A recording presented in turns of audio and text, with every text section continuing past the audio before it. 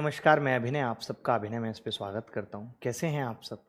हम ए to Z quant batch पढ़ रहे हैं, जिसके अंदर अभी हमने मेंसुरेशन 3D स्टार्ट किया हुआ है, जो कि अपने आप में एक बहुत हार्ड टॉपिक है, जिसको समझने के लिए, जिसको पढ़ने के लिए दिमाग लगता है, जो कि बहुत कम लोगों के पास ही होता है और उतने कम लोग ही इन सब हार्ड टॉपिक्स को समझ पाते हैं। और आप अच्छी तरीके से जानते हैं कि जिस हिसाब से एसएससी या किसी भी एग्जाम की कट ऑफ जा रही है, आप किसी भी टॉपिक को छोड़ना अफोर्ड नहीं कर सकते। आप ऐसा नहीं कर सकते यार मैं मेंसुरेशन छोड़ के चला जाऊंगा, मेरा सिलेक्शन फिर भी हो जाएगा, पॉसिबल ही नहीं है।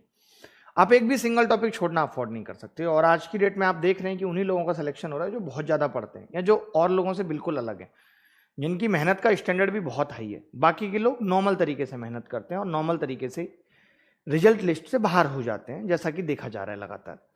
पढ़ेंगे, मेहनत करेंगे, और लोगों से ज़्यादा करेंगे, कुछ अलग करने की कोशिश करेंगे, कुछ भी छोड़कर नहीं जाएंगे, 100% पढ़ेंगे, पूरा पढ़ेंगे, मन से पढ़ेंगे, हर एक चीज़ को बारीकी से तैयार करेंगे, प्रैक्टिस बहुत ज़्यादा करेंगे, तो आपका सिलेक्शन होगा। अन्यथा जैसे सब लोगों के साथ होता है कि 150 नंबर, आप बहुत सारे लोगों को कहते हुए सुन लेंगे यार इस बार पता नहीं कैसे नहीं हुआ, यार 1 नंबर से रह गया। जो लोग इस तरीके का अफसोस करते हैं 1 नंबर से रह गया, प्री 2 नंबर से रह गया, मैं उनको बताता हूँ कि ये रहना नहीं है। इसके रहने या ना रहने से कोई फर्क नहीं पड़ता। अगर आपका 1 या 2 नंबर से हो भी जाता तो भी आप सेलेक्ट नहीं हो पाते, क्योंकि फाइनल लिस्ट में वही जा पाता है जिसके कट ऑफ से काफी ऊपर नंबर होते हैं। वो जमाना नहीं रहा कि आपकी प्री में कट ऑफ के आसपास थे, आप मेंस में इतने नंबर ले आए, आपका सिलेक्शन हो गया, क्योंकि अब उतना गैप क्रिएट किया ही नहीं जा सकता। क्योंकि अब मेंस में ही बच्चा 200, 250, 300 नंबर लेके आ रहा है नॉर्मलाइजेशन के बाद, तो कैसे वो गैप क्रिएट किया जा सकता है कि आप प्री वाले मार्क्स को फिल कर लें जितने कम आए थे? पॉसिबल नहीं है। ए टू जेड क्वांट बैच के साथ साथ सीएचएसएल की तैयारी भी हम साथ साथ करा रहे हैं, बल्कि सीजीएल की भी तैयारी हम साथ साथ करा रहे हैं। जैसे हर दिन रोज 4-4 घंटे की, 3-3 घंटे की स्पेशल क्लासेस हो रही हैं अनअकैडमी पे। आज भी स्पेशल क्लास है 5 बजे, कंप्लीट सिंप्लीफिकेशन की क्लास है, जिसके अंदर मैं all previous year question discuss करूंगा। और उसके बाद शाम को 8 बजे से लेकर के टॉप मोस्ट 40 क्वेश्चन करेंगे हम एलसीएम और एचसीएफ के। इन सवालों को सॉल्व करके जो लोग अटेंड कर रहे हैं क्लास, उनको ये पता लग रहा होगा कि आपको मेरे दिमाग की अप्रोच पता चलती है कि किस तरीके से पेपर में करना होता है। क्या जरूरी है हर सवाल के पूर्ण सॉल्यूशन तक जाना, अंत तक जाना? बिल्कुल जरूरी नहीं है। कई बार हम आधा सवाल करते हैं और एक नज़र ऑप्शन पे लगाते हैं और उत्तर हमारे कदमों में होता है। तो ये सारी चीज़ें मैं उन क्लासेस में सिखा रहा हूँ। आपको मालूम है अनअकैडमी के बारे में, आप जानते होंगे, नहीं जानते हैं तो अभी जान लीजिए, मैं दिखा देता हूँ। इसका लिंक हमने डिस्क्रिप्शन में भी डाला हुआ है, कमेंट में भी पिन किया हुआ है। और कमेंट में पिन करने के बाद जब आप लिंक पे क्लिक करेंगे तो ऑप्शन मांगेगा इनविटेशन कोड, तो इनविटेशन कोड आपको डालना है अभिनय मैथ्स, जो चैनल का नाम है।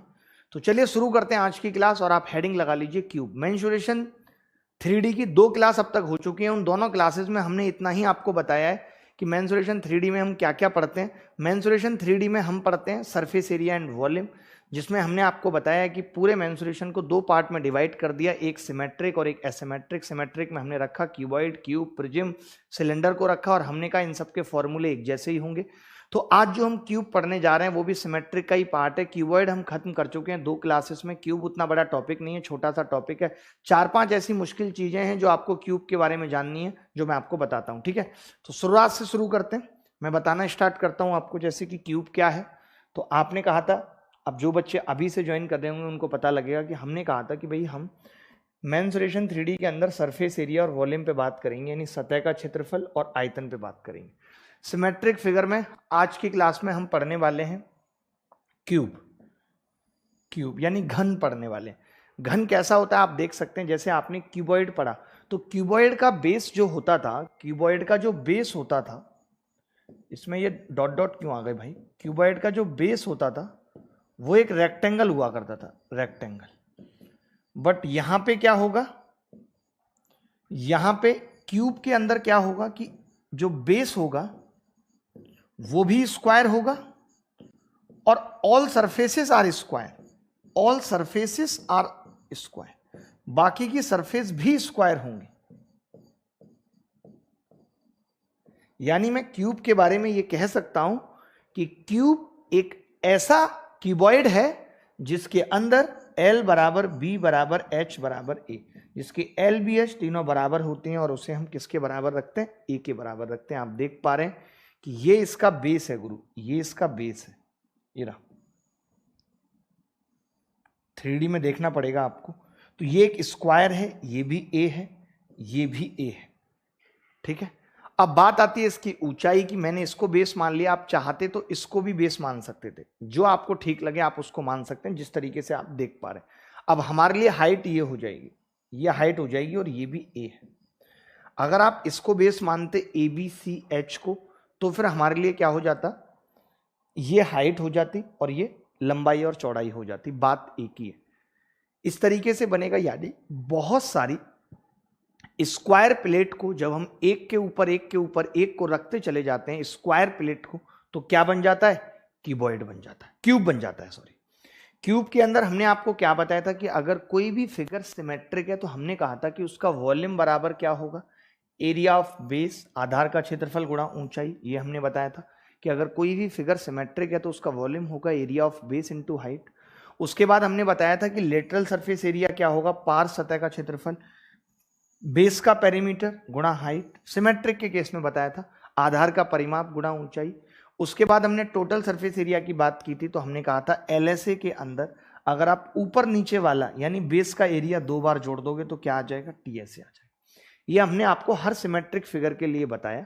यही किस में लगेगा, यही आपका क्यूब में लगेगा, यही क्यूबॉइड में लगा था, यही सिलेंडर में लगेगा। ठीक है, आगे बढ़ते हैं। जैसे अब अगर मुझे इसके फॉर्मूले बनाने हो तो मैं कैसे बनाऊंगा, देखिए इसके अंदर और क्या क्या बातें होती हैं एक बार ये भी जान लीजिए। जैसे क्यूब है तो क्यूब की और क्या क्या विशेषताएं, ऑल साइड्स आर इक्वल, सभी भुजाएं बराबर हैं।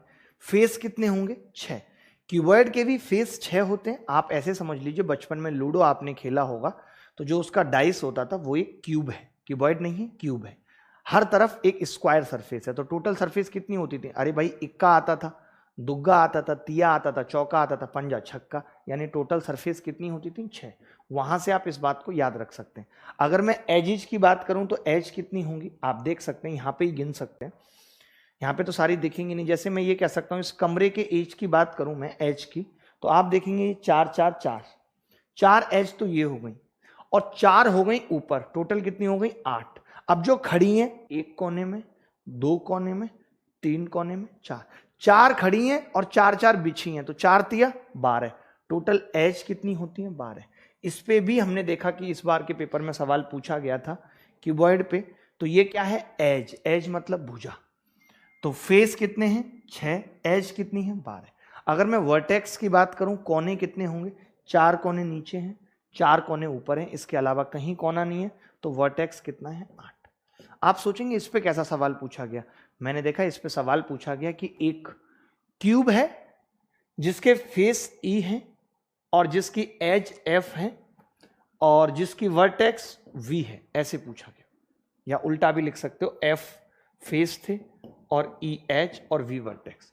अब आपसे पता है क्या पूछ रहा है, आपसे पूछ रहा है twice of F plus thrice of E बटे वी कितना होगा, ऐसा सवाल पूछा गया पेपर में। तो ये हर कोई बता सकता है, कोई मुश्किल नहीं है। तो मैंने कहा एफ का मान 6 होगा, 6 दूनी 12, ई का 12 तिया 36 और 12 48, और वर्टेक्स कितनी होंगी, 8। उत्तर कितना आ जाएगा, 6। इस तरीके का सवाल पेपर में पूछा गया। ठीक है, अब देखिए बात आती है डायगोनल निकालने की। तो मैं फिर से वही कहूंगा कि अगर मैं बेस का डायगोनल पता करूं, ये रहा बेस का डायगोनल, तो आप कहेंगे जी ये तो एक स्क्वायर का डायगोनल आपने पढ़ाया ही है इतनी बार कि ये ए और ये ए, तो ये कितना हो जाएगा, a√2। अब अगर मैं इसी में कंप्लीट डायगोनल की बात करूं, जो ई से यहां तक जाएगा कंप्लीट डायगोनल, तो आप कहेंगे ये 90 डिग्री का बनेगा, जो कि दिख नहीं रहा 3D फिगर में, और ये भी ए होगी। ऐसा कुछ एक राइट एंगल ट्राइंगल बनेगा, ये ए होगी और ये a√2 होगी। ये कितनी होगी, a√2। तो कंप्लीट डायगोनल क्या आ जाएगा, मैं इसका नाम, आपने एडी किया हुआ है, मैं इसका नाम लिख देता हूं बीई, बीई कर देता हूं इसका नाम, बी और ई। और शुरुआत कहां से हो रही है, शुरुआत हो रही है बीई और डी से शुरुआत हो रही है, डी पे 90 डिग्री बन रहा है। अब आप बताइए अगर पाइथागोरस लगा दें तो ए का स्क्वायर, a√2 का स्क्वायर कितना होगा, 2a स्क्वायर, दोनों को जोड़ूंगा 2a स्क्वायर और a स्क्वायर, 3a स्क्वायर का अंडर रूट लूंगा तो कितना आ जाएगा, a√3। अगर आपको इनके प्रूफ नहीं भी समझ आ रहे हैं तो मैं बिल्कुल भी नहीं कहूंगा कि आप समझने में मेहनत करो या कोशिश करो, बिल्कुल भी नहीं, जरूरत ही नहीं है।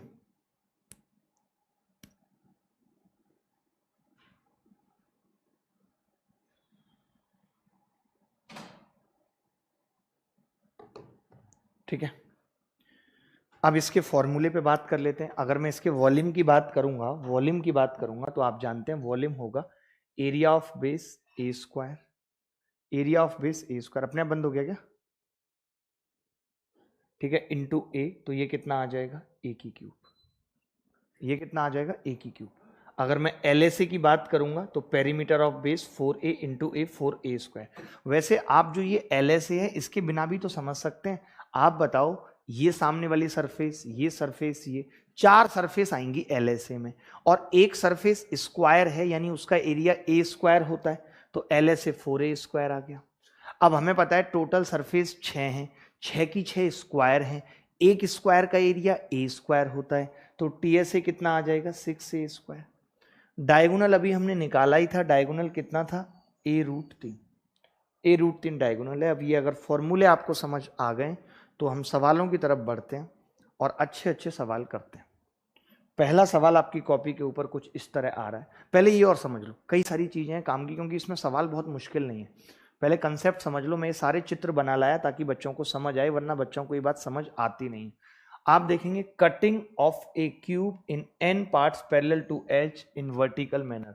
ऊर्ध्वाधर तरीके से किनारे के समांतर n भाग में घन को काटा जाता है। पहले मैं एक भाग काट के दिखा रहा हूं। आप बताओ, जब आप इसको काटोगे तो ये ऐसे कटेगा भाई।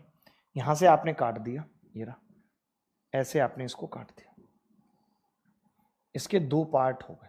आपको मालूम है ये 2 पार्ट कैसे दिखेंगे? आप सोच सकते हैं कि 2 पार्ट कैसे दिखेंगे? मैं आपको दिखाता हूं। ये ऐसे दिखेंगे। ये जो ग्रीन ग्रीन में दिखा रहा हूं ना, ये दिस विल बी स्क्वायर। ये भी एक स्क्वायर होगा। ये भी क्या होगा? एक स्क्वायर होगा। जो हम कट लगा रहे हैं, जो इस तरीके से कट लगा रहे हैं, ये भी क्या बनेगा? एक स्क्वायर बनेगा। देख पा रहे हैं सही तरीके से या नहीं? हमने एक क्यूब को काटा तो ये एक स्क्वायर होगा जो ग्रीन ग्रीन दिख रहा है, और ये इस तरीके से दिखेगा। फिर आप देखिए एक बार, आप इस तरीके से ये दिखेगा। बहुत ध्यान से समझिए। एक पार्ट तो ये रह गया, ये रहा, और एक पार्ट इसका इधर रह गया। तो एक बात बताओ, मैं ये कह सकता हूं क्या कि जब हम किसी भी क्यूब को काटते हैं, 2 बराबर भागों में काटते हैं, जब हम किसी भी क्यूब को 2 बराबर भागों में काटते हैं, तो एक सरफेस तो ए स्क्वायर ये और एक ये, यानी कि 2 नए वर्ग बन जाते हैं, उसका सरफेस एरिया 2A स्क्वायर बढ़ जाता है। मैंने क्या कहा? जैसे आप एक रूमाल को काटिए, ये एक रूमाल है। जब आप एक रूमाल को काटते हैं तो एरिया इक्वल रहता है, बट कोने बढ़ जाते हैं। कोने बढ़ जाएंगे कि नहीं? 5 कोने हो गए कटने के बाद रूमाल के, समझ रहे? ठीक है, 5 कोने हो गए। अब मैं क्या कह रहा हूं कि ऐसे ही जब हम किसी 3D फिगर को काटते हैं तो वॉल्यूम सेम रहता है दोनों पार्टों का, बट सरफेस एरिया बढ़ जाता है। कैसे बढ़ जाता है? कि जब मैंने कट लगाया तो 2 नई सरफेस बन गई जो आपस में स्क्वायर है, तो कितना बढ़ेगा? 2A square. यही बात मैंने थॉर्टिकली लिख के दिखाई है। आपने देखा मैंने कितने प्यार से आपको कट करके दिखाया कि कैसे हम कट लगाएंगे। ऐसे हमने एक कट लगाया, ये इस तरीके से दिखने लगा। उसके बाद हमने लिखा है, देखो पूरी बात मैंने लिख के बताई है कि वाई डूइंग 1 कट। अगर आप एक कट लगाते हो, वी गेट 2 क्यूबॉइड्स, तो 2 क्यूबॉइड्स बन जाते हैं। एक कट करने से हमें 2 घनाभ मिलते हैं। Now increase in TSA, total surface area कितना बढ़ेगा? क्योंकि 2 नए स्क्वायर बढ़ जाते हैं तो 2A स्क्वायर सरफेस एरिया बढ़ जाएगा। यानी कि TSA ऑफ दीज 2 पार्ट्स क्या होगा? 6A स्क्वायर पहले से था, 2A स्क्वायर और बढ़ गया, तो 8A स्क्वायर आ गया एक कट लगाने पे। अगर मैं 2 कट लगाऊंगा तो 4A स्क्वायर बनेगा। किसको भेज दी फोटो रोते हुए?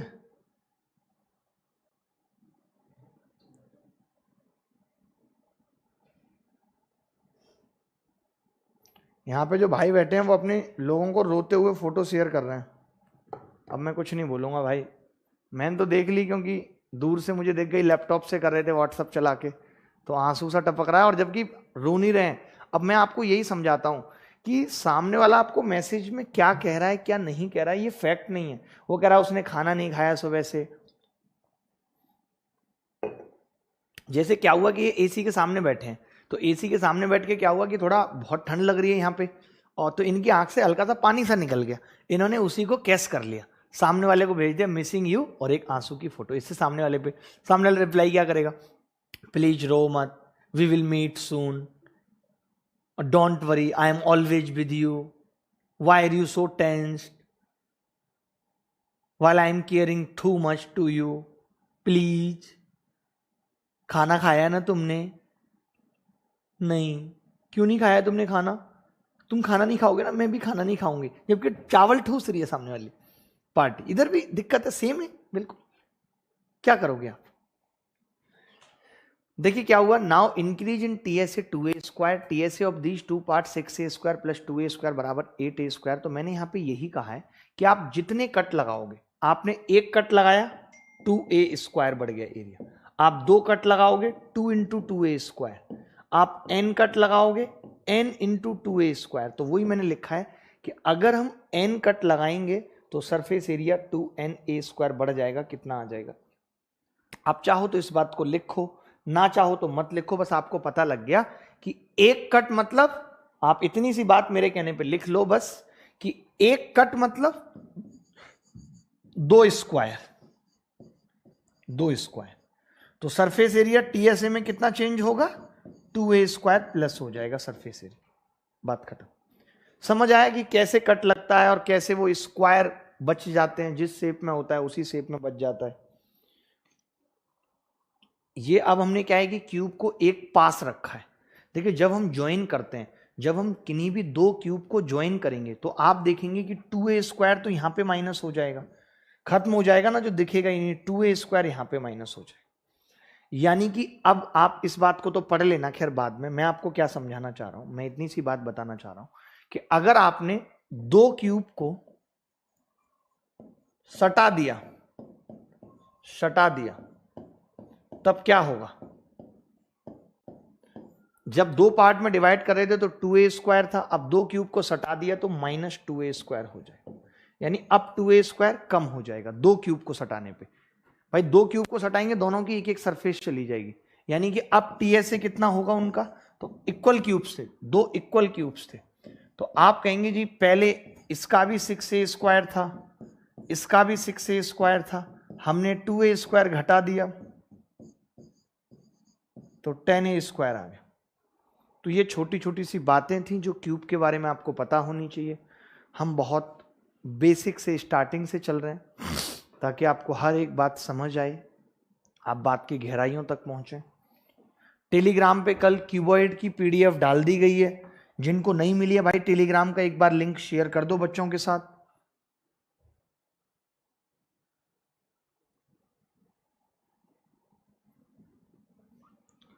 How many small cubes each of 72 centimeter square surface area can be formed from the material obtained by melting a largest cube if 648 centimeter square surface area। देखिए बड़े प्यार से इन सवालों को करना सिखाऊंगा मैं, एक बार आप एफर्ट लगा लीजिए, आपको फॉर्मूले सारे पता ही हैं। नदियों पार सजन का गहना,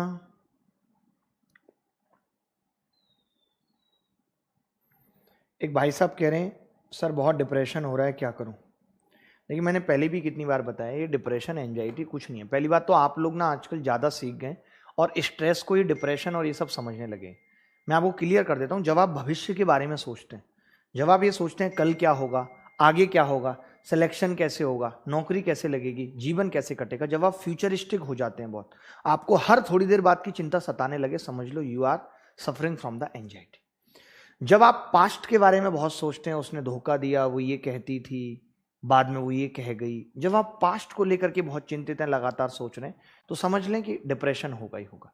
अगर आप प्रेजेंट में ना आगे आने वाले कल की सोच रहे हैं, ना बीते हुए कल की सोच रहे हैं, तो समझो जीवन में शांति है। भगवान श्री कृष्ण ने भी गीता में यही कहा था कि आपको प्रेजेंट में, वर्तमान में जीना सीखना होगा अगर खुश रहना है तो। बट वो बहुत मुश्किल है। वो तभी हो सकता है जब हम सबको प्यार करते हैं, बहुत प्रेम करते हैं। हमारे जीवन में प्रेम के सिवाय कुछ नहीं है। आप प्रेम का मतलब गलत लगा लेते हैं। जब आप हर इंसान से प्यार करते हैं, आपको ना किसी से जेलस है, कोई आगे बढ़ रहा है तो भी आपको अच्छा लग रहा है, आप जहां हैं आप अपने आप से भी प्रेम करें। प्रेम का मतलब ये नहीं है कि सिर्फ प्यार आप समझ लेते हैं वो अपना निब्बा निब्बी वाला, नहीं। प्रेम मतलब खुद से भी, आप जहां हैं आपको वो चीज भी अच्छी लग रही है, आप जिन हालातों में आप उसको भी प्रेम कर रहे हैं। प्रेम ही एक ऐसा रास्ता है जो आपको वर्तमान में जीना सिखाता है। तभी कहा गया है कि प्रेम मोक्ष का रास्ता है, ऐसे ही नहीं। जब टाइमलेसनेस पैदा हो जाए, जब पता ना चले कि वक्त कैसे बीत गया, शून्यता हो जाए समय की, तब समझिए आपका जीवन सही दिशा में जा रहा है। आगे बढ़ते हैं। देखिए अब पता है ऐसे सवालों में क्या होता है, जैसे मैं आपसे एक छोटी सी बात कहूं, छोटी सी बात कि भाई दो क्यूब की साइड का रेशियो 1:2 है, डबल है। मैं ये कहूं आपसे साइड का रेशियो, आपको पता है कि साइड का मतलब आप एक ही बात कर रहे हो, एक ही। जब मैं एरिया की बात करूं, एरिया टीएसए की बात करूं या एलएसए की, तो आप कहेंगे आप ए स्क्वायर की बात कर रहे हैं, तो 1:4 में निकाल सकता हूं। जब मैं कहूं आप वॉल्यूम का मुझे बता दीजिए, तो आप कहेंगे 1:8। तो अगर कोई मुझसे ये पूछे कि ये स्मॉल क्यूब है, स्मॉल, और ये बिग है, तो आप अगर मुझसे ये पूछें कि ये स्मॉल और ये बिग है, तो मैं ये कहूं कि 8 से एक एक के कितने बन जाएंगे, तो आप कहेंगे जी 8 बन जाएंगे। यानी अगर मुझे कोई ये कह दे कि एक क्यूब की भुजा 2 है, एक क्यूब की भुजा 1 है, तो इससे बड़े वाले से छोटे वाले कितने क्यूब बनाए जा सकते हैं, तो मैं क्या करूंगा, ये कहूंगा कि इनका वॉल्यूम 8 और 1 होगा, और 8 में अगर एक एक के क्यूब बनाने हैं तो कितने बनेंगे, 8 बनेंगे। बोलो बात आ रही है नहीं आ रही समझ? मेरा मतलब है कि ऐसे सवालों में हम साइड ना निकाल के साइड का रेशियो प्रेफर करेंगे। जैसे आप बताइए एरिया का रेशियो कितना दे रखा है दादा, आप कहेंगे जी बड़े वाले का 648 है और छोटे वाले का 72 है, तो हमने कहा रेशियो कितना है, तो आपने कहा जी 9:1 है, 9 बार कट रही है संख्या, ये एरिया का रेशियो है जी। मैंने कहा अगर ये एरिया का है, एरिया तो साइड का स्क्वायर होता है, आप साइड का बता सकते हैं। तभी एक बच्चा बोला हाँ इसका अंडर रूट ले लूंगा, 3:1 का होगा, साइड का 3:1 का होगा। मैंने कहा यार यही तो पूछा है कि कितने घन बनेंगे, तो आपने कहा वॉल्यूम का निकाल देते हैं। वॉल्यूम का कितना आ गया जी, 27:1, यानी बड़े वाले का वॉल्यूम 27 है और छोटे वाले का 1 है, तो 27 में से एक एक के कितने क्यूब बन सकते हैं, आप कहेंगे 27। यही आंसर है इस सवाल का, हमने रेशियो से ही कर दिया इस सवाल को। बोलो मजा आ रहा है कि नहीं आ रहा, समझ पा रहे हो कि नहीं भाई? समझना तो पड़ेगा, बिना समझे कुछ भी नहीं है, कुछ भी नहीं है भाई, समझना पड़ेगा, लगातार समझना पड़ेगा। एरिया 648 और ये 72, ये 9:1 है। साइड कितनी हो गई, 3:1। वॉल्यूम कितना आ गया, 27:1। बात खत्म हो गई यहीं पे। बोलो इज इट क्लियर और नॉट, तो आप कहेंगे हाँ जी क्लियर है। आगे बढ़ते हैं, आगे बढ़ते हैं। प्री में इन सब सवालों से ऊपर कोई भी सवाल नहीं आएगा, प्री में ऐसे ही सवाल आएंगे।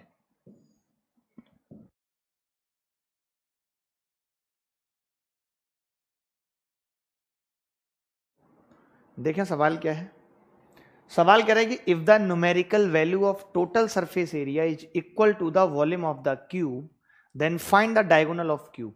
यदि किसी घन का संपूर्ण पृष्ठ क्षेत्रफल और आयतन का संख्यात्मक मान बराबर है, तो घन के विकर्ण की लंबाई क्या होगी, यह आपको बताना है। तो घन के विकर्ण की लंबाई क्या होगी बताओ। बहुत आसान सवाल, देखिए जैसे जैसे कह रहा है वैसे वैसे हमने लिख लिया। इसने कहा कि घन का संपूर्ण पृष्ठ क्षेत्रफल यानी 6a² बराबर है आयतन का संख्यात्मक मान यानी a³ भाई वॉल्यूम a³ होता है, टोटल सरफेस एरिया 6a² होता है, तो यहां से मैं ये कह सकता हूं कि a बराबर कितना होगा, आप कहेंगे जी a बराबर 6 होगा। a बराबर कितना होगा, 6। ये बात क्लियर है सबको कि नहीं, तो आप कहेंगे हाँ जी क्लियर है, a बराबर कितना होगा, 6। अगर a बराबर 6 है तो हमें डायगोनल पूछ रहा है। डायगोनल हमें मालूम है, डायगोनल क्या होता है, a√3। तो a कितना है, 6, तो ये कितना आ गया, 6√3। यही आंसर है, ये कितना आ गया, 6√3, यही आंसर है। Is it clear?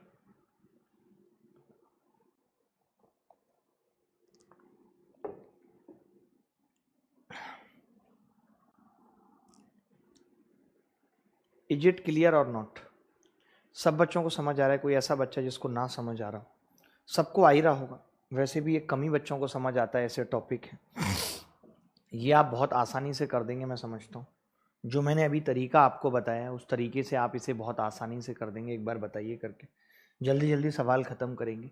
ये कह रहा है volume of 2 cubes are in the ratio 1:4, find the ratio of their surface area. दो घनों का अनुपात 1:4 के अनुपात में है, तो इनके पृष्ठीय क्षेत्रफलों का अनुपात ज्ञात करें, क्या होगा, ये आपको बताना है। तो देखिए मैंने कहा कि जी वॉल्यूम का रेशियो क्या है, वॉल्यूम VOL, वॉल्यूम का रेशियो क्या है 1:4, ये वॉल्यूम का ratio.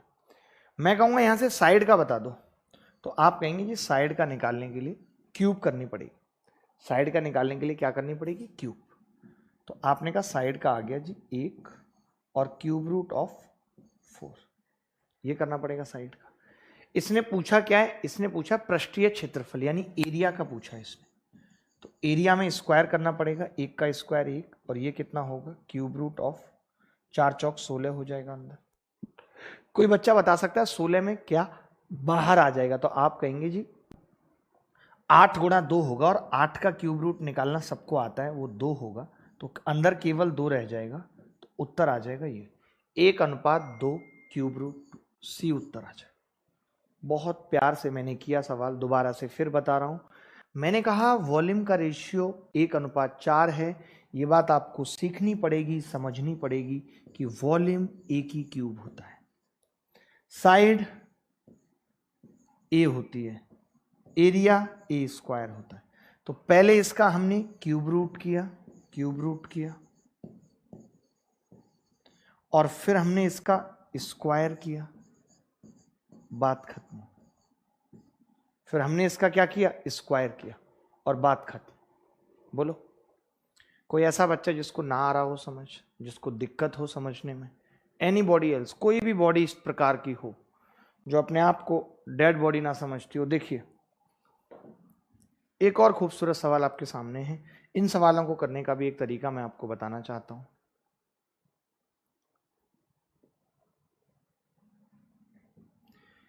If 3 cubes of a metal, if 3 cubes, silent क्यों नहीं करते इसे, if 3 cubes of metal whose edges are 1.8 meter, 2.4 meter and 3 meter are melted and made into a single cube, then find the edge of the new cube so formed। 3 घन हैं जिनकी भुजाएं 1.8, 2.4 और 3 metre हैं, इनको पिघलाकर एक बड़ा घन बनाया जाता है। तो इस प्रकार बने घन की भुजा क्या होगी आपको बताना। बड़ा प्यारा सवाल है। एनीबॉडी एल्स, कोई भी बॉडी बताए।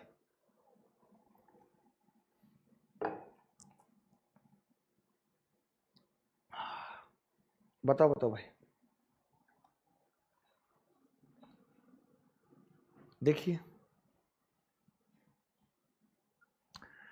अब आप कह रहे हो कि जो भुजाएं वो कितनी हैं, 1.8 मीटर, 2.4 मीटर, 3 मीटर। तो जब भी कभी ऐसा सवाल आता है तो हम रेशियो निकाल लेते हैं भाई, रेशियो। हमने देखा कि भाई इन सबको आप ऐसा करो 6 से भाग कर दो, कट भी रही है सारी संख्या, 6 3 18, 6 चौक 24, 6 पंजे 30। पॉइंट हटा दिया मैंने, सब में पॉइंट आएगा, 0.3, 0.4। अब मैंने क्या किया कि इन सबकी साइड है, ये साइड, इन सबके वॉल्यूम क्या होंगे भाई, तो आपने कहा 3 तिया 9 तिया 27, 4 चौक 16, चौका 64। देखिए इसका क्यूब करना मुश्किल था, 55 25 पंजे 125, ये मिला के कितना आ गया, तो आपने कहा जी ये 216 आ गया। 216 का मतलब 6 की क्यूब आ गया। तो जो न्यू क्यूब है, जो न्यू क्यूब है उसकी साइड कितनी आ गई, आप कहेंगे जी उसकी साइड आ गई 6। क्या 6 उत्तर होगा, तो आप कहेंगे जी नहीं होगा। हमने क्या किया था, इन सबको या तो 0.6 या 6 से भाग किया था भाई, तभी तो यहाँ 3 आया था। तो अब हमें क्या करना पड़ेगा, लास्ट में 0.6 से गुणा दोबारा करनी पड़ेगी, 3.6 metre will be the correct answer. ये तरीका आया आपको समझ। मैं क्या कह रहा हूं, कल को और बड़ी बड़ी संख्याएं भी दे दे हाँ, और ये कहे इनको पिघलाकर एक क्यूब बनाया जाता है बड़ा, तो हम क्या करेंगे, साइड का रेशियो ले लेंगे, देखेंगे हमने किससे काटा है। तो पता चला 0.6 से हमने इन सबको काटा था, छोटा आ गया। अब ये इनका क्यूब करना आसान था, 216, यानी कि साइड कितनी आ गई उसकी 6 हमारे हिसाब से, बट हमें पता है कि हमने 0.6 से भाग किया था, तो लास्ट में गुणा भी करनी पड़ेगी। उत्तर कितना आ गया, 3.6 मीटर। कोई ऐसा बच्चा जिसको ना समझ आ रहा हो, जो भी बच्चा चाहे दिल भेज रहा है, कुछ भी कर रहा है, किसी को ना समझ आ रहा हो, एनीबॉडी एल्स, कोई भी बॉडी,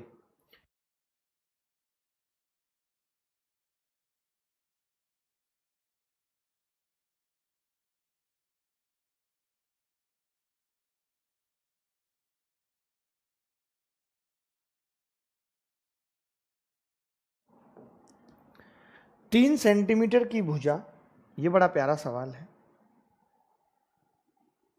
शाम को 5 बजे सिंप्लीफिकेशन की क्लास है भाई, 5 बजे सिंप्लीफिकेशन की क्लास है जिसमें प्रीवियस ईयर क्वेश्चन के साथ उसको खत्म करेंगे। और उसके बाद 8 बजे 40 क्वेश्चन है इंपॉर्टेंट, PYQ भी होंगे जिसके अंदर SCF और LCM के। ठीक है, ये कह रहा है 3 सेंटीमीटर भुजा की लंबाई का एक घन और वजन 12 किलो है। 3 सेंटीमीटर उसकी भुजा है और वजन कितना है? 12 किलो। उसी सामग्री के समान घन का वजन क्या होगा जिसकी भुजा की लंबाई 12 सेंटीमीटर है? मैंने आपको पहले ही भी बताया कि जो वजन है, जो वेट है, वो डायरेक्टली प्रोपोर्शनल होता है वॉल्यूम के, डायरेक्टली प्रोपोर्शनल होता है वॉल्यूम के। आप मुझे बताओ कि अगर आप साइड का रेशियो 3 और 12 है, यानी 1:4 ले रहे हो, तो भैया वॉल्यूम का रेशियो कितना होगा? आप कहेंगे 1:64 क्यूब हो जाएगी या नहीं? यानी मैं ये कह सकता हूं कि वॉल्यूम का रेशियो 1:64 है, तो वेट का रेशियो भी 1:64 होगा। अगर पहले वेट 1 था तो अब 64 होगा। आप कहेंगे जी सवाल में पहले 12 kg था पहले वाला, तो 64 वाला कितना होगा? मैंने 12 से गुणा किया, 12 चौक 48 का 8 हासिल 4, 12 चिंग 72 और 4 768 kg। कल भी ये बात दोहराई थी, आज फिर दोहरा रहा हूं। क्या दोहरा रहा हूं? मैंने क्या कहा कि साइड का रेशियो 1:4, वॉल्यूम का 1:64। वेट डायरेक्टली प्रोपोर्शनल होगा वॉल्यूम के, जितना वॉल्यूम उतना वेट। तो हमने देखा वॉल्यूम 64 टाइम्स हो जा रहा है। 3 से जब आप 12 साइड ले रहे हैं तो वॉल्यूम 64 गुना हो जा रहा है, तो वजन भी क्या होगा? 64 गुना हो जाएगा। बोलो बात आ रही है नहीं आ रही समझ? आप कहेंगे जी बिल्कुल आ रही है और बहुत अच्छे से आ रही है। अगला सवाल देखिए, ये भी बहुत प्यारा सवाल है। इस सवाल को देखिए, 1-2 सवाल आप करें तो ज़्यादा बेहतर होता है। आप एक भी सवाल नहीं करते, मैं पढ़ता भी हूँ सवालों को, फिर भी आप नहीं करते। देखो हमने क्या करा, हमने लिखा यहाँ पे कि 1 centimetre cube of silver weights 10 gram and 8 grams of silver cost ₹30। Then find the cost of a silver cube of H 4 centimetre. 1 centimetre cube का चांदी का वजन 10 ग्राम और चांदी का 8 ग्राम वजन ₹30 है। तो किनारे 4 सेंटीमीटर के चांदी के घन की लागत ज्ञात करो। देखिए पहले मैं वजन निकाल लेता हूं। सबसे बड़ी बात है कि पहले मैं वेट पता करता हूं, और आपको मालूम है कि वेट डायरेक्टली प्रोपोर्शनल होगा वॉल्यूम के, और वेट डायरेक्टली प्रोपोर्शनल होगा प्राइस के। दोनों चीजों के होगा, जितना वेट उतना प्राइस। ठीक है, मैंने कहा कि भाई उधर वॉल्यूम कितना था? 1 सेंटीमीटर क्यूब, 1 सेंटीमीटर क्यूब था वॉल्यूम। इधर वॉल्यूम कितना होगा 4 सेंटीमीटर के केस में? आप कहेंगे 64 सेंटीमीटर क्यूब।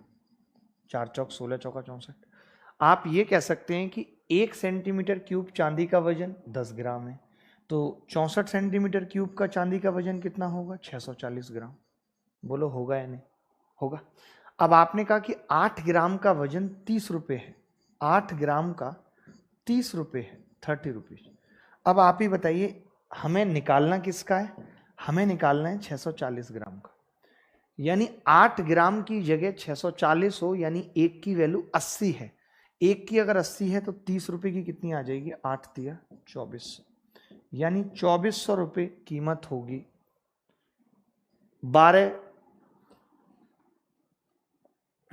नहीं था, क्या था? 1 सेंटीमीटर क्यूब चांदी का वजन 10 ग्राम था, चांदी का 8 ग्राम का मूल्य 30 रुपये था। हमने कहा कि जिसका रेट हमसे पूछ रहा है पहले उसका वॉल्यूम पता किया तो 64 सेंटीमीटर क्यूब आ गया। अब 1 सेंटीमीटर क्यूब का वजन 10 ग्राम, 64 सेंटीमीटर क्यूब का वजन 640 ग्राम।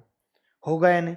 तो मैंने कहा 8 ग्राम की कीमत 30 रुपये है, तो 640 ग्राम की कितनी होगी? तो आपने कहा 80 गुना होगी। 8 8 64, 1 0, 8 तिया 24, 1 0, 240, 2400 उत्तर आ गया। ठीक है, आगे बढ़ते हैं।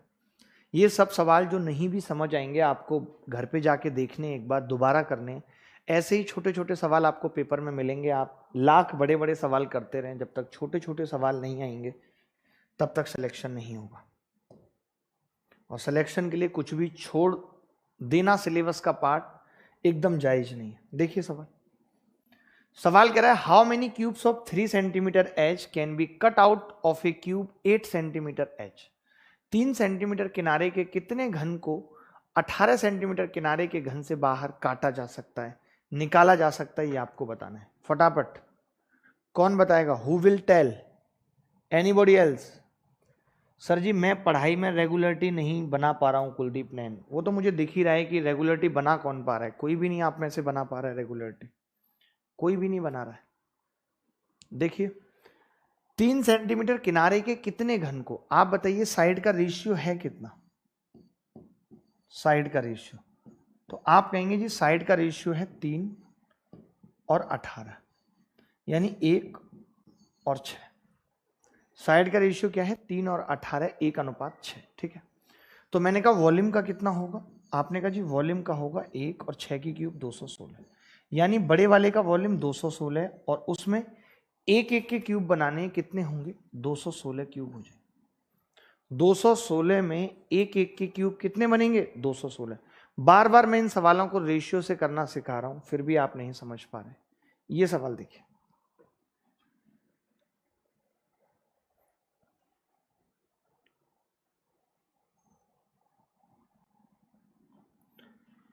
find the percentage increase in surface area of a cube when each side is doubled। एक घन के पृष्ठीय क्षेत्रफल में प्रतिशत वृद्धि ज्ञात कीजिए यदि प्रत्येक भुजा को दोगुना कर दिया जाए। बहुत फास्ट बताना, सबसे जल्दी कौन बताएगा,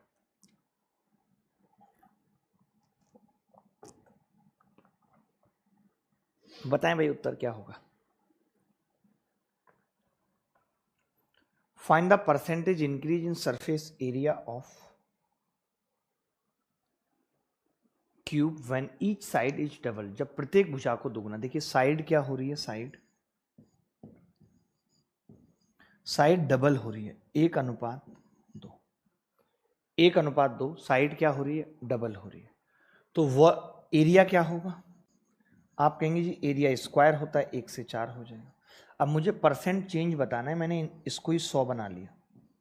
आप बताइए 100 400 बन गया तो 100 पे कितना बढ़ा, 300 बढ़ा, और 100 पे जितना बढ़ता है वही क्या है, परसेंट चेंज है। तो डी करेक्ट आंसर आ गया भाई। साइड दुगुनी तो एरिया 4 गुना, यानी 100 से 400, 100 से 400 का मतलब 300 बढ़ा, 100 पे 300 का बढ़ना ही 300% है। और बताओ, किसी भी बच्चे को डाउट है तो पूछो, एनीबॉडी एल्स, कोई भी बॉडी आप में से कुछ पूछना चाहे। ये सवाल देखिए बड़ा प्यारा है।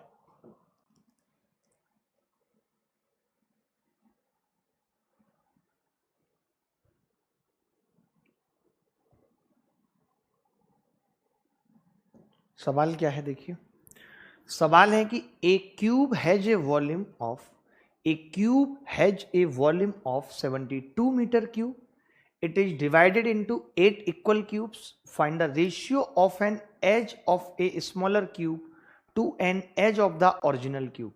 एक घन का आयतन, एक घन का आयतन 72 मीटर क्यूब है, इसे 8 समान भागों में बांट दिया गया, तो छोटे घन की भुजा तथा मूल घन के भुजा का अनुपात। देखिए बड़ा सिंपल है, आप मुझे बताओ 8 भागों में बांट दिया आपने, मैं ये कह सकता हूं कि 8 अगर बड़े का वॉल्यूम होगा तो छोटे का 1 होगा, तभी 8 को हम समान या इक्वल एक एक के भागों में बांट सकते हैं।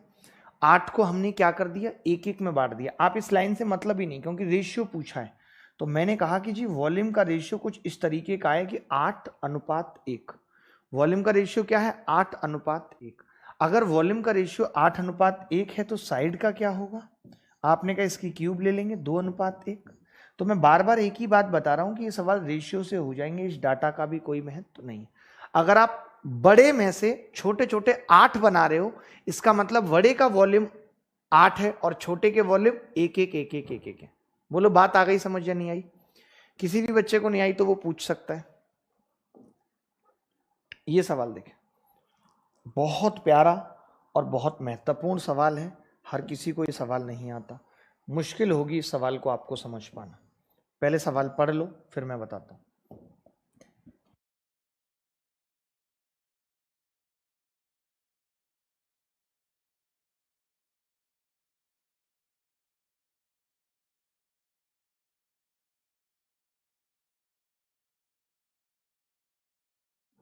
A cubic meter of copper weighing 9,000 kg is rolled into a square bar 9 meter long. An exact cube is cut off from the bar. How much does it weight? एक घन मीटर यानी इकाई घन मीटर कॉपर का वजन 9000 kilogram है, जिसे एक 9 मीटर लंबी वर्गाकार छड़ के रूप में ढाला जाता है।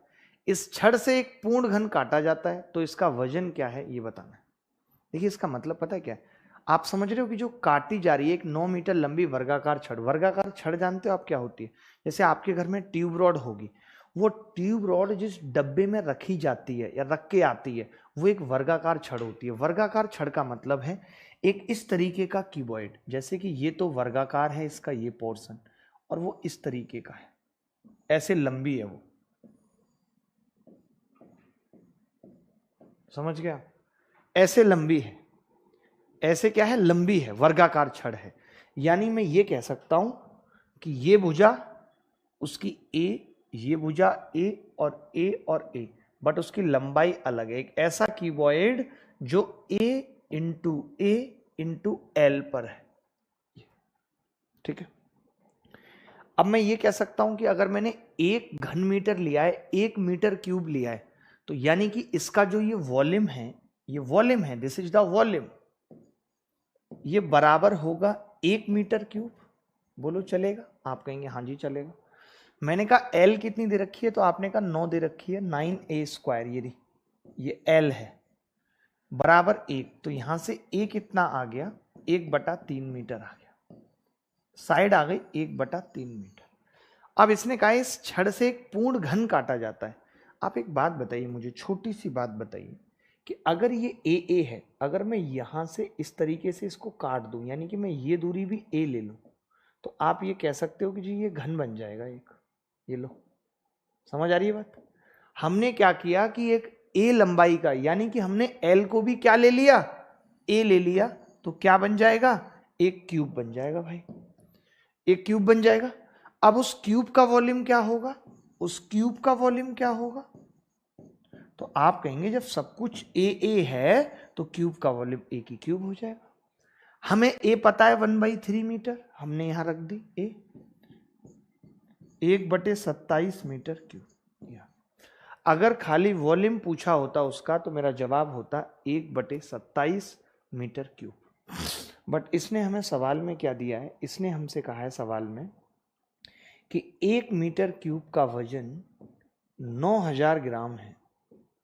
9000 ग्राम, ग्राम है किलोग्राम है, 9000 केजी है।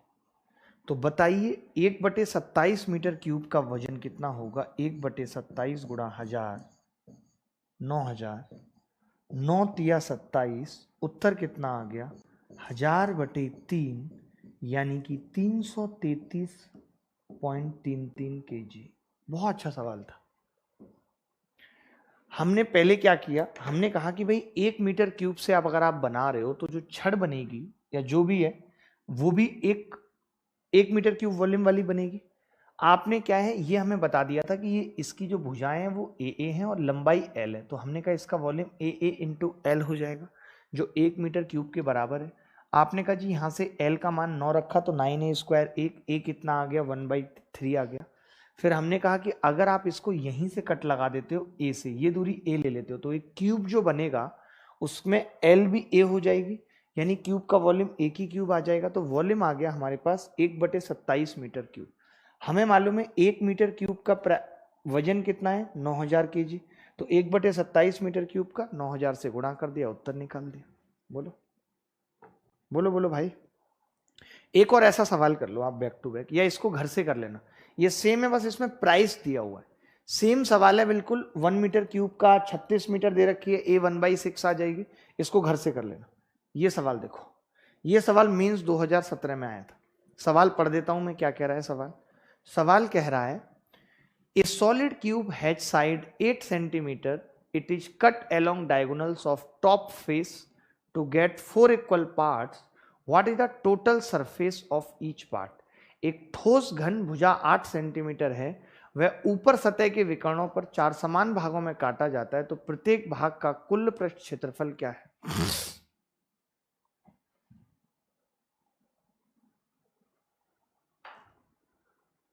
ये आपसे पूछ रहा हूं।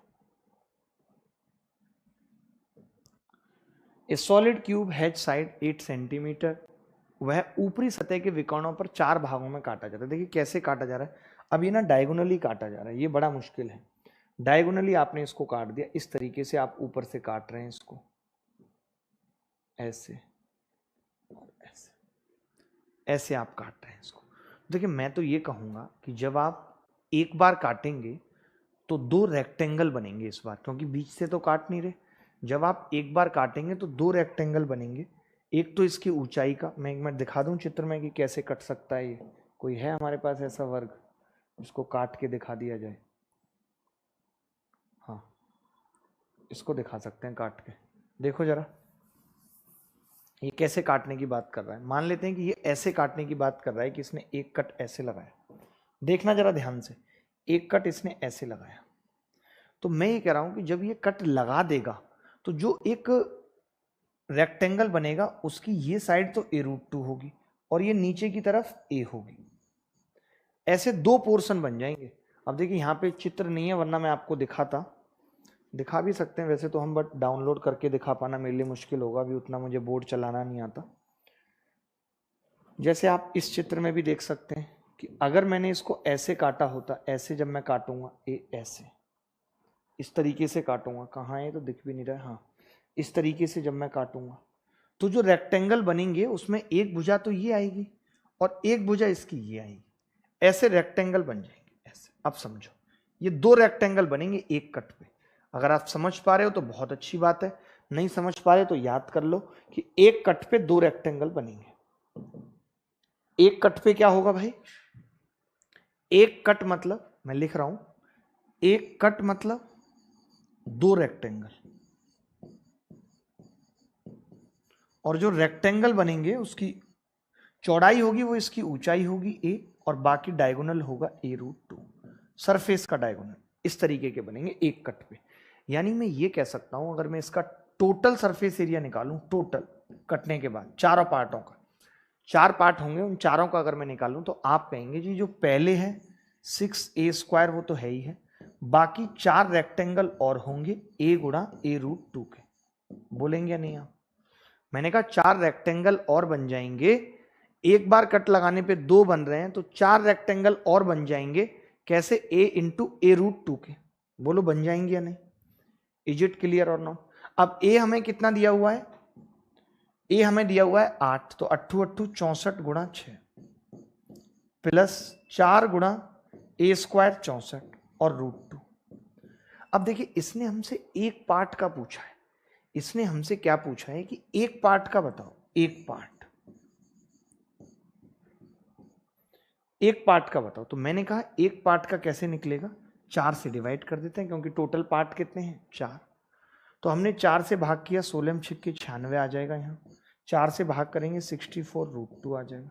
देखिए अगर आप एक पार्ट का निकालने की सोच रहे हैं ना तो बहुत मुश्किल होगा।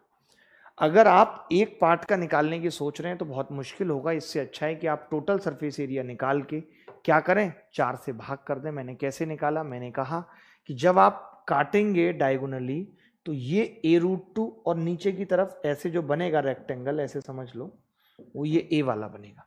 और एक कट पे दो रेक्टेंगल बनेंगे। अगर एक कट पे दो रेक्टेंगल बन रहे हैं तो दो कट लगाए थे, 4 रेक्टेंगल बन गए और उनकी लंबाई चौड़ाई a और a√2 आ गई।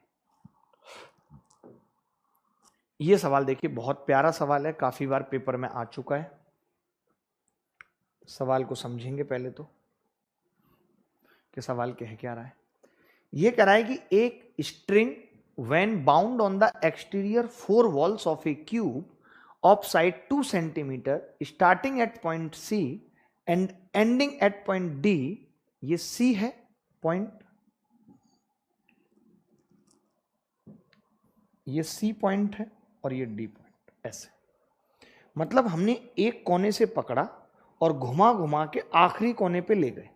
तो ये पूछ रहा है कि धागा लपेट दिया जहां घन की भुजा 2 सेंटीमीटर है, यदि धागा के प्रारंभिक सिरा बिंदु पर और अंतिम सिरा D पर है तब धागे की लंबाई बताओ क्या होगी। देखो ऐसे समझो, आप इसको ना खोल दो, ये ऐसे खोल दो, बहुत अच्छे से मैं समझाता हूं। आप इसे क्यूब को खोल दो ऐसे, 1 2 3 4। हमने क्या किया, जो क्यूब बना हुआ था उसकी चारों सरफेस, जो लेटरल सरफेस है, उनको खोल दिया। तो ये पता कैसे कह रहा था, ये कह रहा था यहाँ C से शुरू कराया हमने और लपेटना शुरू किया, यहाँ से गुजरता हुआ धागा यहाँ तक पहुँच गया। अब चाहो तो बंद कर दो, अब चाहो तो बंद कर दो। यानी कि मैंने एक धागा यहाँ से लपेटना शुरू किया, मैं वहाँ पे पहुँचा, वहाँ पे पहुँचते पहुँचते पहुँचते मैं ऊपर तक पहुँच गया, किनारे पे मैं पहुँच गया। तो मैंने यही देखा कि जब मैं इसको खोल दूंगा तो ये कुछ इस तरीके से दिखेगा। अब आपको पता है कि ये भुजा 2, ये भुजा 2, ये भुजा 2। देखिए लंबाई तो कभी बदलेगी नहीं, मैंने कल भी समझाया था कि ऐसे खोलने से या कुछ से कभी एरिया नहीं बदलता, तो लंबाई क्या बदलेगी। ये सब 2 2 हो गया और ये भी 2, ये डी। आपसे सीढ़ी तो पूछ रहा है, तो आपने कहा पाइथागोरस लगा देता हूं। ये 2 का स्क्वायर 4 प्लस ये कितना है 2 2 2 2, 2 चौक 8, 8 का स्क्वायर 64, ये 68 आ गया। 68 का मतलब कितना हो गया 2√17। 2√17 इज द करेक्ट आंसर। ऐसा सवाल पहले भी बहुत बार पूछा गया है पेपर में, आगे भी इस तरीके के सवाल आते रहेंगे। मेहनत करेंगे तो फल मिलेगा और नहीं करेंगे तो कुछ नहीं मिलेगा भाई, इतना समझ लीजिए। आज की क्लास में हमने क्या क्या पढ़ा मैं एक बार दिखाता हूं आपको, किस तरीके से हमने सवाल करे। अच्छा ये तो बैचेस के बारे में था। ये आप देखेंगे सरफेस एरिया एंड वॉल्यूम से हमने शुरुआत की। हमने कहा मेंसुरेशन 3D में हम ये पढ़ते हैं। ये क्यूब है, क्यूब के बारे में पूरी नॉलेज दी। मैंने कहा क्यूबॉइड जिसका बेस रेक्टेंगल होता है, क्यूब जिसका बेस स्क्वायर होता है, सभी सरफेस स्क्वायर होती हैं। LBH बराबर A। उसके बाद हमने बताया इनके फॉर्मूले कि सिमेट्रिक के लिए फॉर्मूले हम कौन से पढ़ते हैं, इनसे ही सारे फॉर्मूले बनाते चले जाते हैं हम। इसके बाद क्यूब है तो उसके फेस कितने होंगे 6, एज कितनी होंगी 12, वर्टेक्स कितनी होंगी 8। ये मैंने समझाया आपको, बताया भी कि ऐसा सवाल भी पेपर में आ जाता है। इसके बाद इनके तीनों के 3 4 फॉर्मूले जो होते हैं क्यूब के वो बताए। वॉल्यूम ए की cube LSA 4A², TSA 6A², diagonal A√3। उसके बाद मैंने बताया कि किसी भी क्यूब को जब कट करते हैं बीचों बीच से तो 2 नए स्क्वायर बनते हैं। दिखाया भी वो बनाते हुए स्क्वायर, देखिए ये एक स्क्वायर है ग्रीन वाला जो वहां पे आप नहीं देख पा रहे हैं। इससे क्या होता है कि जब एक कट लगाते हैं तो 2 स्क्वायर बनते हैं, n कट लगाएंगे तो कितने स्क्वायर बनेंगे, टोटल सरफेस एरिया क्या हो जाएगा ये बताया। अलग अलग पार्ट करके भी दिखाया कि ये क्यूब कटा है तो ये एक स्क्वायर ये रह गया, 2 स्क्वायर है। उसके बाद हमने क्यूब को एक पास रख के बताया कि जब एक पास रखेंगे तो क्या होगा, इनकी 2 सरफेस जुड़ जाती हैं आपस में, ये वाली बात बताई। ये मैंने लिखा है इसका नोट्स। फिर हमने सवाल करना शुरू किया तो मैंने रेशियो का बड़ा महत्व बताया आपको कि रेशियो का महत्व क्या है। मैक्सिमम सवालों में रेशियो का महत्व समझाया। इतने सारे सवाल किए जबकि क्यूब पे बहुत ज़्यादा सवाल नहीं बनते हैं। जब हम मिला के पढ़ेंगे, जैसे क्यूब और क्यूबॉइड को मिला के पढ़ रहे हैं, या हम एक क्यूबॉइड सिलेंडर के अंदर रख दे रहे हैं, तब मस्त सवाल बनते हैं। बट मैं देख पा रहा हूं जिस तरीके से कि मेंसुरेशन पढ़ने के लिए क्या वजह है क्या नहीं है। जैसे लास्ट टाइम भी हमने ये किया था जब प्रोटेस्ट, तो उसके बाद चैनल नोटिफिकेशन ही नहीं भेजता था या बहुत कम बच्चों को नोटिफिकेशन जाता था। शायद आज भी ऐसा ही हो रहा है, क्योंकि अचानक से आप देख रहे हैं कि हम मेंसुरेशन इतने अच्छे तरीके से पढ़ रहे हैं, उसके बावजूद भी बहुत बच्चों तक हमारी बात नहीं पहुंच रही है। इसका एग्जैक्ट कारण क्या है मेरी भी समझ से परे है थोड़ा सा, बट ठीक है। मेरा एक चीज़ हमेशा मानना रहता है कि आप अपनी तरफ से मेहनत करते रहिए। आपको भी ये कहता हूँ मैं, अपने आप को भी ये कहता हूँ कि आप अपनी तरफ से कमी मत छोड़िए, आप अपनी तरफ से बेस्ट दीजिए। कम से कम ये अफसोस नहीं रहता किसी भी बात का कि यार हमने कमी की किसी भी चीज़ में, चाहे आप रिलेशनशिप की बात करें, चाहे आप किसी एग्जाम की तैयारी की बात करें, चाहे आप एक टीचर हैं और आप बच्चों को पढ़ा रहे हैं। आपको लगातार पेशेंस बनाए रखना है कि आपको अपनी साइड से मेहनत करनी है, आपको अपनी तरफ से कमी नहीं छोड़नी। इसलिए मैं आपको भी कहता हूं कि आप अगर अपनी तरफ से मेहनत करेंगे और सिलेक्शन नहीं भी होगा तो आपको अफसोस नहीं होगा। अफसोस तभी होता है जब हम अपनी तरफ से कमी छोड़ते हैं कि यार शायद ऐसा कर लेता तो बात बन जाती, शायद ऐसा कर लेता तो बात बन जाती। तो मेहनत करते रहिए, पढ़ाई करते रहिए। बिना पढ़ाई के कुछ भी नहीं है। एक बार पढ़ाई कर लेंगे, सिलेक्शन नहीं होगा तो भी 6 रास्ते होंगे, कुछ भी कर सकते हैं। और अगर पढ़ेंगे ही नहीं, समय भी खराब कर दिया, कुछ सीखा भी नहीं, तो फिर जिंदगी अंधकार की ओर जाएगी, इसमें कोई शक नहीं है। हमेशा लगातार आपको यही बात समझाना कि भाई पढ़ाई करो, अच्छे से पढ़ाई करो, जो भी काम कर रहे हो उसमें पूरा एफर्ट डालो, कंफर्ट जोन से बाहर निकल के आओ। ये नहीं कि पढ़ना अच्छा लगेगा तो ही पढ़ूंगा, क्योंकि जो भी चीज़ें अच्छी लगेंगी उनके आउटपुट बहुत अच्छे नहीं आएंगे। जिन चीज़ों को पढ़ने में समझने में तकलीफ होगी, समझो वही आपको आगे लेके जाएंगे। जीवन का कोई भी काम हो जिसमें संकट है, मुश्किल है, उसके रिजल्ट बेहतर है। जो बहुत आसानी से काम हो गए तो उनके परिणाम भी अच्छे नहीं रहे। यही चीज़ लगातार समझाता हूँ। फेसबुक, व्हाट्सअप, इंस्टाग्राम, इनसे कम दिमाग लगाओ, कम ये सारी चीज़ें चेक करो। एक फिक्स टाइम अपने जीवन का करो कि मुझे 1 मिनट देना है, 2 मिनट देना है, इससे ज़्यादा मुझे नहीं देना है। अगर मैं किसी रिश्ते में हूँ तो उसको भी मुझे कितना टाइम देना है, एक टाइम की तालिका भी अपनी कॉपी में बनाओ कि मैं किस किस तरीके से अपना टाइम खराब कर रहा हूँ, किस किस तरीके से अपना टाइम यूटिलाइज कर रहा हूँ। क्योंकि ये वक्त ही एक ऐसी चीज़ है जो ईश्वर ने सबको बराबर देकर भेजी है, इसे ना कोई चुरा सकता है ना छीन सकता है। इसका जितना बेहतर इस्तेमाल हम करेंगे उतने ही बेहतर रिजल्ट हमें देखने को मिलेंगे। जीवन की खुशियाँ, जीवन की सफलता, सब कुछ depends upon the utilisation of time, कि आप समय का कितना अच्छा प्रयोग कर रहे हैं या आप समय को बर्बाद कर रहे हैं तो ये बर्बादी के रूप में आपको जीवन में दिखेगा। अभी वक्त भी कम बचा है, 2-3 महीने बचे हैं। अच्छा टॉपिक है मेंस्ट्रुएशन, पढ़ने की कोशिश करो, समझने की कोशिश करो। मैं लगातार इसलिए अब कम बातें भी करता हूँ कि भाई बच्चे लाइव खत्म कर दें वीडियो को, वो जब बाद में देखते हैं मैं खुद ही 2x पे पढ़ा रहा हूँ कि वो बाद में देखेंगे तो। बट अच्छी तरीके से इसी तरीके से पढ़ते रहिए। शाम को भी क्लास है, बता देता हूँ। एक्चुअली मैं ज़्यादा क्लासेज भी ले रहा हूँ, बच्चा उतनी क्लासेज अफोर्ड कर भी नहीं पाता है, बट मेरा ऐसा मानना है कि देखिए मेहनत अगर करनी है तो सब कुछ करना पड़ेगा, मन नहीं भी करेगा तो भी पढ़ना पड़ेगा। शाम को भी 5 बजे क्लास है सिंप्लीफिकेशन की, 8 बजे क्लास है एलसीएम एचसीएफ की, स्पेशल क्लास है, लिंक डिस्क्रिप्शन में दिया हुआ है, क्लिक करेंगे इन्विटेशन कोड मांगेगा, अपने मैच डाल देंगे। इतना ज़्यादा फ्री कोर्सेज, फ्री क्लासेस मैं चला रहा हूँ। शायद जब आप बहुत ज़्यादा सारी चीज़ें ईजीली अवेलेबल करा देते हो तो उसका महत्व भी कहीं ना कहीं कम हो जाता है, बट कोई बात नहीं, इससे बहुत फर्क नहीं पड़ता या इससे मुझे कोई बहुत दुख नहीं होता किसी भी बात का। मैं समझता हूँ कि हम बेहतर दे रहे हैं, बस सामने वाला उसको किस तरीके से ले रहा है नहीं ले रहा है इससे कोई मतलब नहीं। तो चलिए, बहुत अच्छा लगा आपसे बात करके, आपसे मिल के, आपको पढ़ा के। क्यूब आज हमने खत्म किया। धीरे धीरे करके एक एक करके हम ये टॉपिक्स खत्म करेंगे और उसके बाद मैंने बताया कि हम क्या करेंगे, इनको मिला के पढ़ेंगे इस टॉपिक को। और इसी मंथ में कोशिश है कि खत्म कर देंगे मेंस्ट्रुएशन 3D को, ताकि नए महीने में अप्रैल में नई क्लास शुरू करें। ठीक है, तो चलिए अभी के लिए इतना ही, अगली मुलाकात फिर होगी, तब तक विदा लेता हूँ 5 बजे। धन्यवाद, थैंक यू वेरी मच। ख्याल रखें अपना, खुश रहें, पढ़ते रहें, मुस्कुराते रहें।